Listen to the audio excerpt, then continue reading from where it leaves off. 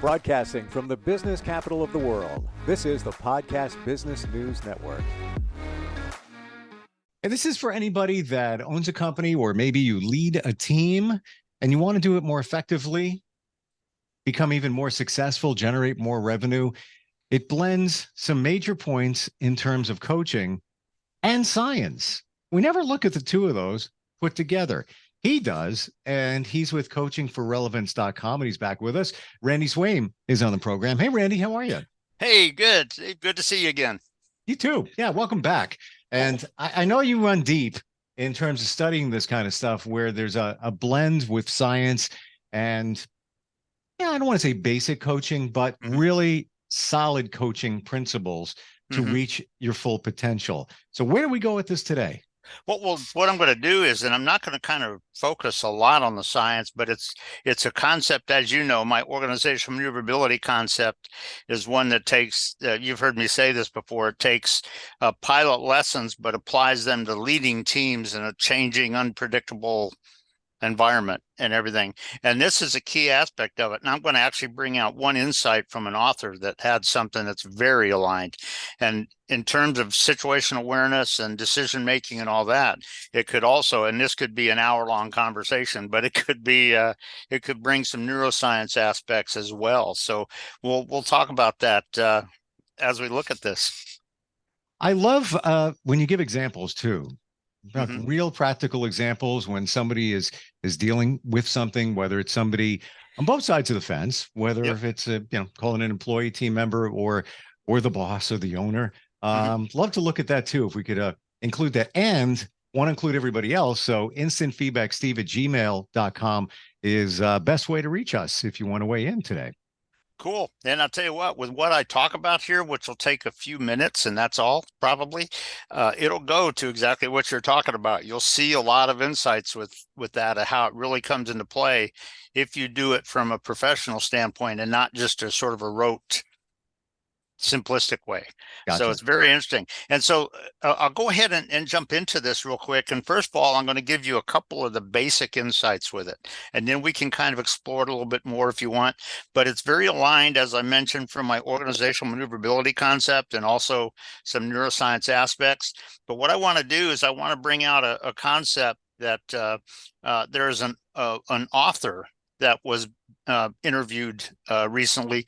Her name is Jillian Benfield, and she wrote a book that's called The Gift of the Unexpected, kind of thing. And it's very interesting. And it's interesting that in this interview, she was asked about when your journey goes unexpectedly and goes off plan, when things aren't wrote academic, when things are not what you expected. And you've heard me say this 1,000 times probably, that when those factors that you would have never expected come on scene, can you do it?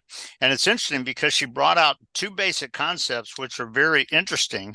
And when you talk about an unexpected situation like this, there's two aspects, and I'm going to actually kind of read the quotes, because they're the same quotes that if you went out and Google them, these are things you'd see.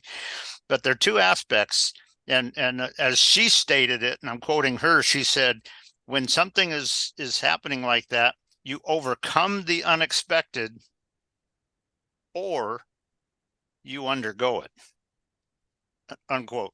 And the point on that is very interesting, because if you were to go out and Google those words in this context, I'll give you a couple of quotes that typically would come up on the definition of it. Overcome, when you talk about overcome, it usually shows a picture of people that are standing on the mountain, jump up and down, and you're doing this on the top of the mountain and all. Sure.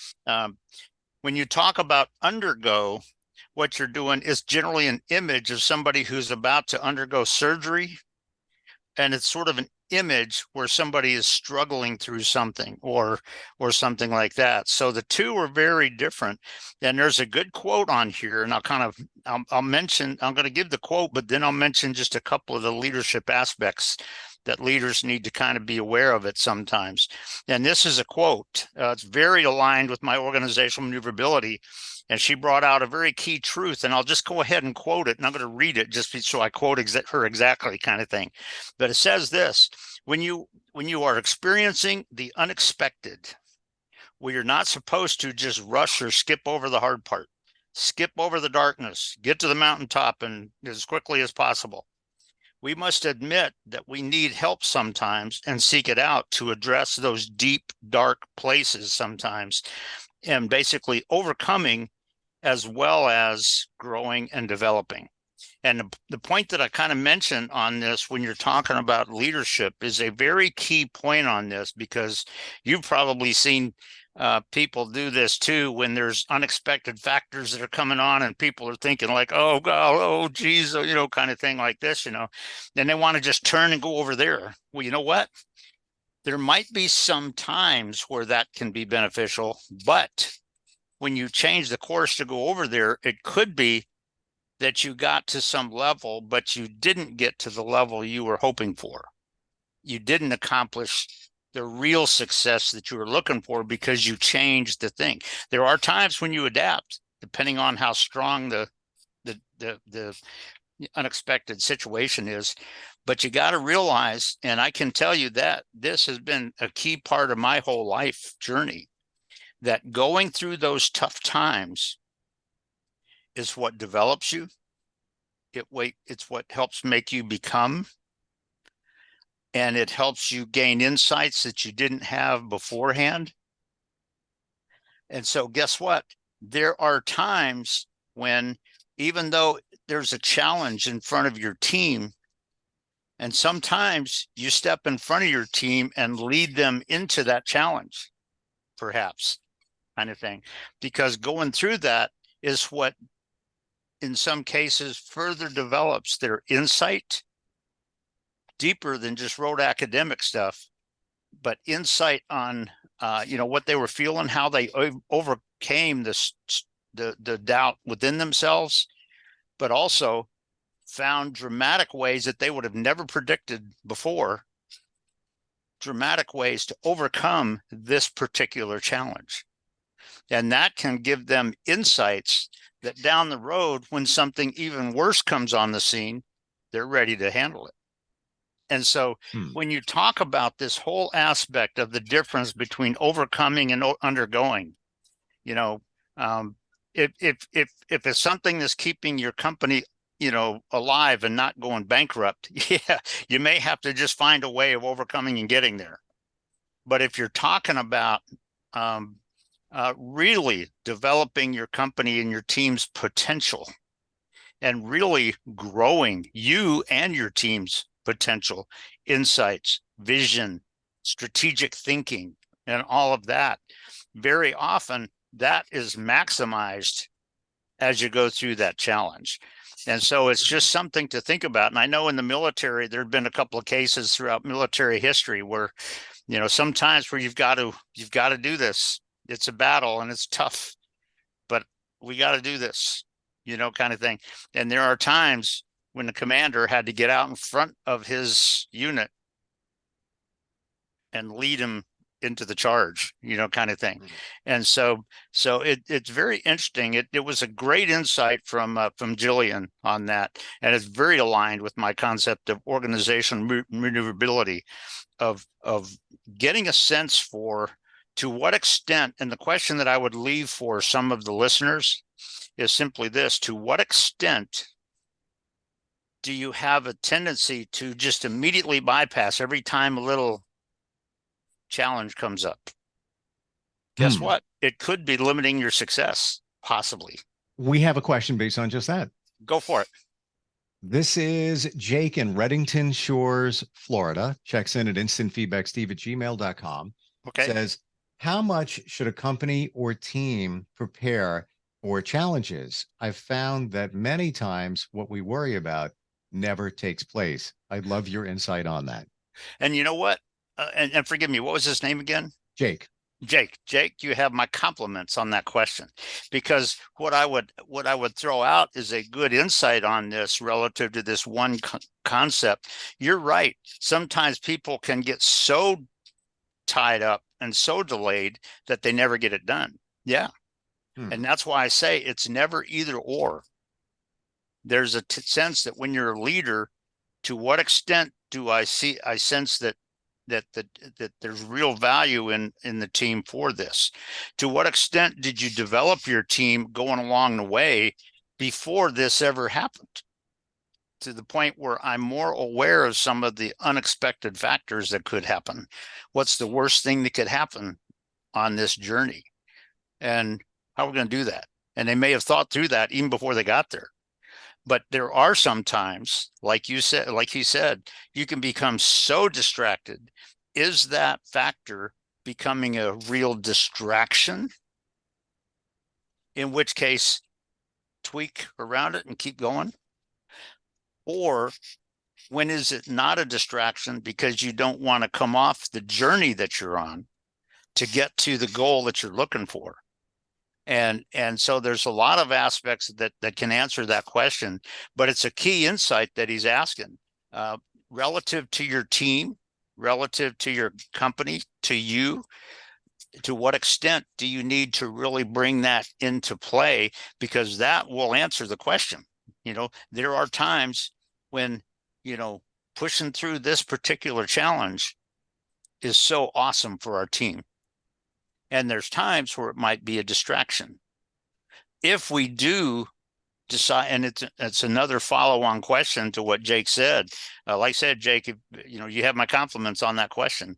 But the bottom line is, if you do have your team kind of swing around that challenge, how are you going to still use the value of the challenge for your team?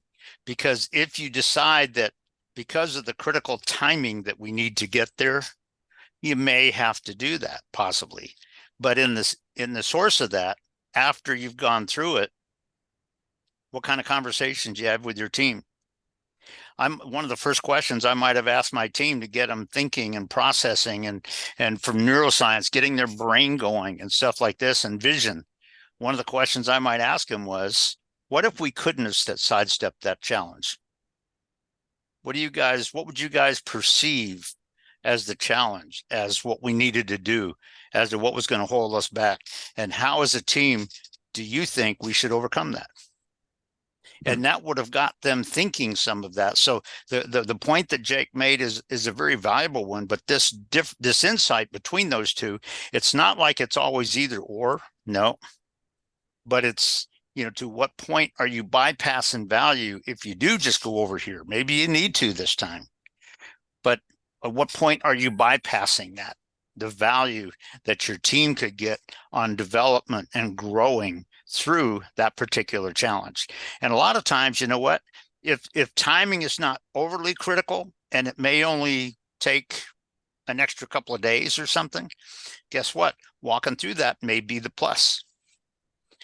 So there's a lot of aspects on that. And what determines that decision is the factors that are involved, the criticality of the time, the strategic planning of it, and also the threat to your company. If your company, if you don't get there by Monday and your company's going to go bankrupt, you may need to get through there fast and push forward. But when you think about a coaching leadership perspective of leading your team, even if you had to sidestep it a little bit, I'd have the conversation with the team and I'd say, so what if we couldn't sidestep it? What do you guys perceive? What did you guys envision on this? How are you going to get through it in a way that's successful?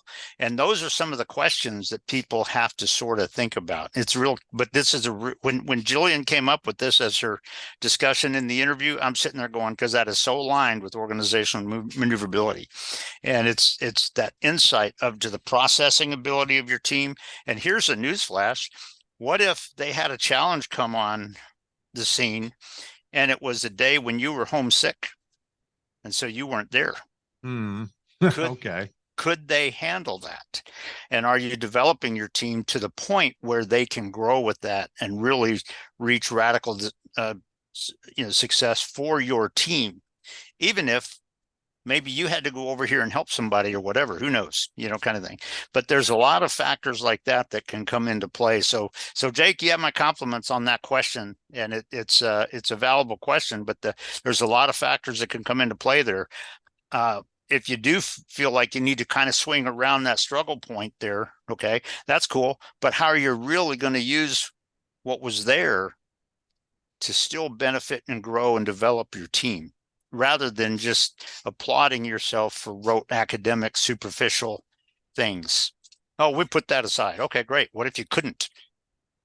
Is it possible Yeah. to over prepare? Like, let's say a company is looking at some clients canceling, one Mm-hmm. or two have already. Maybe they're thinking that, well, what if another one does? What if another one does? Contingency plans. Can you over prepare? You can so overly prepare. And if I was coaching somebody right now, one of my next questions would be, how would you know that you're over preparing? And and Well, yeah. and and the question on that, to a certain extent, and here's sort of the neuroscience processing aspect of it. What I would say is, in your brain, if your entire focus is only on, we're going to do this, this, this, and this, and that is all you were even aware of or thought about or envisioned, Hmm. guess what? You're probably becoming too focused. But if you say, hey, here's how I think we're going to go, you know what? If we do decide to do this, boy, you know what? These are the things we just want to watch out for. And if they do start to come on scene, or this starts to happen, here's how we'll adapt for it. And you know what? If your team is thinking that way, instead of just thinking, well, boop, boop, boop, boop. You've heard me say before, Steve, that I've heard pilots say that, well, it should have been like this. Well, it wasn't. It wasn't like that. So what caused you to miss the real factors involved and stuff like that? So it's just, that's a whole aspect of this very creative and valuable situation. And so the question you ask is very valuable, but to what extent is your situationally awareness and your vision truly aware that you are becoming overly central focused without any real strategic awareness of what we're going to do if boom? You know, one of the things in the military, I used to tell people all the time, a real good military commander, so often, I'm not saying in the military so much, but basically you have people that just say, here's what we're going to do, boy, gosh, we got to just make this happen, kind of thing. Well, a true commander, when you're in battle, will look for the evidences of what the enemy is doing. So if we are supposed to go in and attack here, if I see evidence that the enemy is sliding their forces around this way to come and cut us off from the side and everything, what's my strategy if I see that? And so when you're talking about a rapidly changing and unpredictable environment, you've got to kind of keep some of this in style. And it's not just becoming overly focused on going through academic stuff. Well, this is happening, I guess we should do this, you know, or that. But it's also not just completely bypassing. You know, how do you use the challenge that comes into play to really grow your team's awareness and situational awareness and strategic thinking and decision making and ability to process it well and come up with the decisions that when you get to the destiny, your bosses are kind of talking you guys through the roof, you know, kind of thing. And that's a key part of it. So the questions that Jake, you asked and you asked are both very valuable questions, but those are Got some another things one. to think about. Go ahead. Yeah. Got another one. This one is somewhat unrelated, but relatable, if you Okay. will. We can make it relatable. This is, well, no, it is. Like Okay. I've dealt with Okay. this too. Oh, okay. This is Carol in Searsport, Maine. Okay. Instant feedback, steve@gmail.com. She says, I have a coworker who always blames others for issues and never takes responsibility. How should we deal with someone like that? You know what? You got to get them really beginning to process, because unfortunately, and she has my compliments for that question, because in today's world, people have a tendency to just play blame games and not. I had a relative one time that I paid to have them go to counseling and stuff, and in the process of telling me how the counseling was going, all she did is blame everything else on planet Earth. And it's like, that ain't making it. kind of thing. And so the thing that I would throw her out is, what kind of questions do you need to ask that person? Because the first thing is, if you're just costing, if somebody said, well, it's just their fault, and I go, oh, really? Just their fault?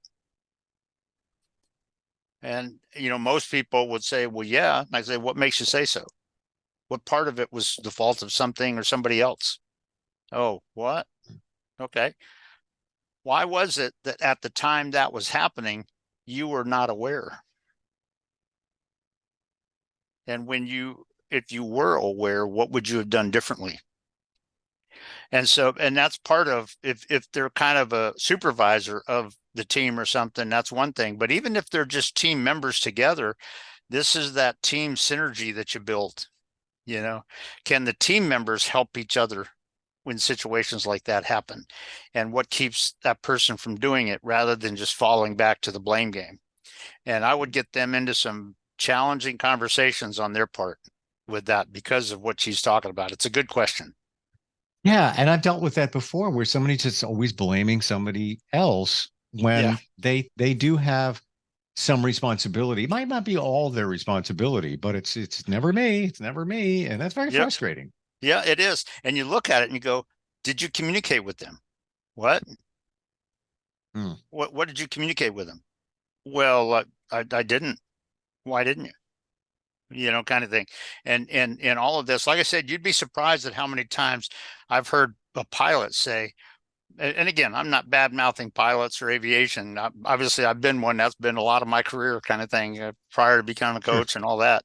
But you'd be surprised at how many times I've heard somebody, well, it should have been like this. And I go, yeah, but it wasn't.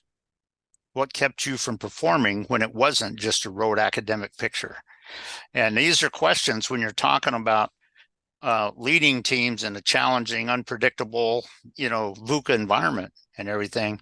As a leader, you got to get out of strictly the rote academic aspect, but understand the real application of it, and how you need to ask the questions that get some of the people on your team really rethinking, and not just to fill academic factoids, but to really get a sense of, going forward, what do we need to do to make sure the synergy is 120%. Bad math, but good concept kind of thing. And also, when you get somebody that's just blaming everybody else, how do you bring them to the threshold where they're going to change that? Because here's the thing: if somebody else is always blaming you, what are you going to do? Oh, well, I'd say this. Okay, well, why don't you tell yourself that right now? Kind of thing. And that might be a question you want to ask yourself. So those are some aspects about that aspect of it that a lot of people kind of forget about. Do you think it's reasonable in this situation that Carol brings up, that if somebody is blaming others when they have a role in it, to ask them, oh, wow, okay, how do you think we could have made that better? And that's exactly one of the questions that I would have probably asked them.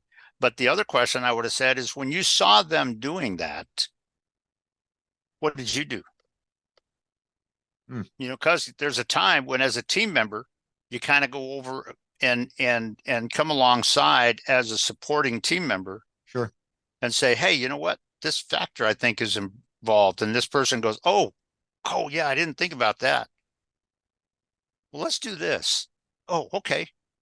And together they make that difference. So there's a lot of aspects on that sort of stuff, that when you're talking about being a leader, not only are you modeling correctly for your team, but are you helping to develop within your team that aspect of just bringing radical results in ways you would have never expected.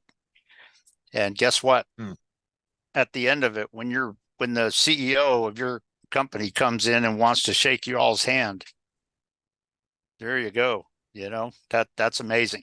But these are all aspects when you're talking about this overcoming versus undergoing, and bringing a lot of that in a challenging environment.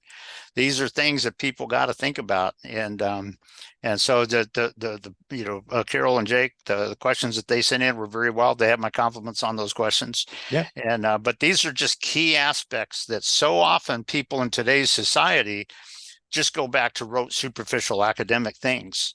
That's not where true success comes from. When you say road, academic and that entire phrase, I think right away my head switches into autopilot.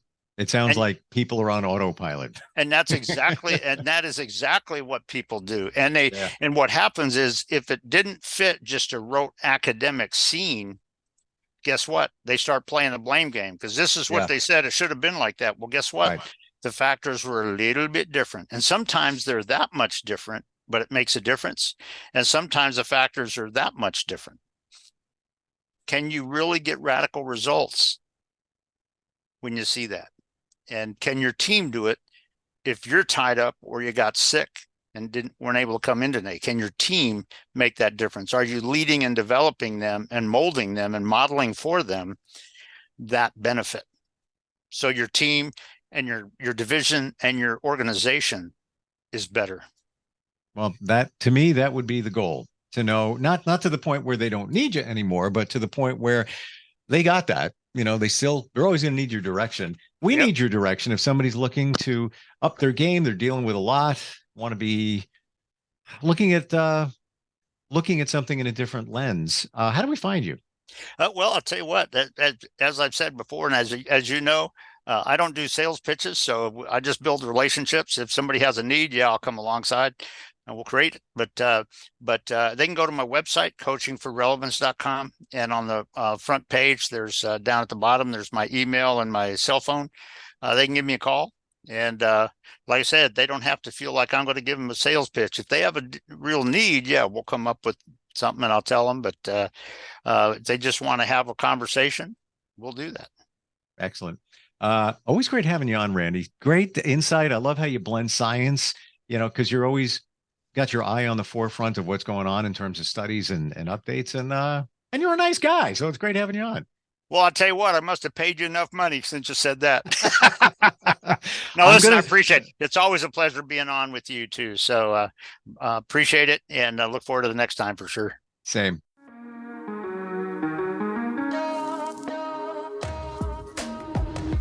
Broadcasting from the business capital of the world, this is the Podcast Business News Network.